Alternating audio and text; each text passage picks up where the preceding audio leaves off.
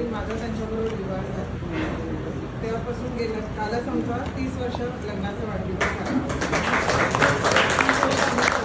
एकत्र आहोत. जेव्हा आमचं लग्न झालं ते आमच्याकडे अक्षरशः काही नव्हतं.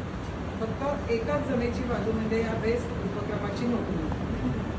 हे एकच गोष्ट आमच्याकडे होती. नाही तर आमच्याकडे भाड्याची सुद्धा रूम त्यांनी घेतली नव्हती. लग्न झाल्यानंतर 1 महिना आम्ही भावाकडेच राहिलो माहेरी माझ्या.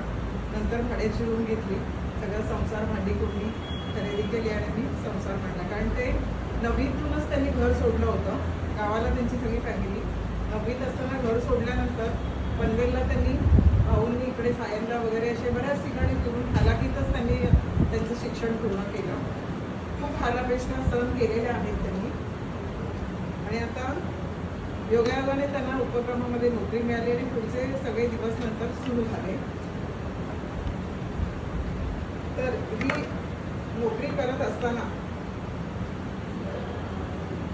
बेस्ट उपक्रमाने आम्हाला वेळोवेळी खूप मदत केली. बेस्ट उपक्रमाची आम्हाला भरपूरच मदत झालेली आहे. इकडच्या पगाराची, इकडल्या नोकरीची. आणि आणखीन एक मला आवर्जून सांगावं असं वाटतं, तुमची कर्मचारी पतसंस्था सोसायटी जी आहे तिकडचं लोन, तिथल्या ज्या काही फॅसिलिटीज आहेत त्याचाही आम्हाला वेळोवेळी खूप उपयोग झाला. आम्ही उपयोग करून घेतला त्यांचं व्यवस्थित नियोजन. आणि या प्रकारे आम्ही आता सुस्थितीत आलो. ह्याला कारण म्हणजे तुमची पतसंस्था सुद्धा आहे. तर मी विनम्रपणे त्या दोन्ही संस्थांना नमन करते. आणि मी बेस्ट उपक्रमाचे खूपच ऋणी राहील की ह्या नोकरीमुळेच आज आम्ही सुस्थितीत आहोत. आमच्या मुलांना उच्च शिक्षण देऊ शकलो. तर हे सर्व त्याच्यामुळे शक्य झालं. तर मी त्यांची कायमच ऋणी आहे. विलास यांच्याबद्दल तुम्ही आता सगळे एवढे भरभरून बोललेलाच आहात. ते प्रामाणिक आहेत, भक्तशील आहेत आणि दयाळू आहेत. इतरांना मदत करण्याची त्यांच्यामध्ये गुण आहे. आणि हा त्यांचा गुण त्या रात्री तुम्ही 2 वाजता जरी आमच्या घराचा येऊन दरवाजा ठोठावला तर ते तुझ्यासोबत येईल. काही तुमच्यावर प्रसंग असेल, जसं जमेल तशी मदत करते.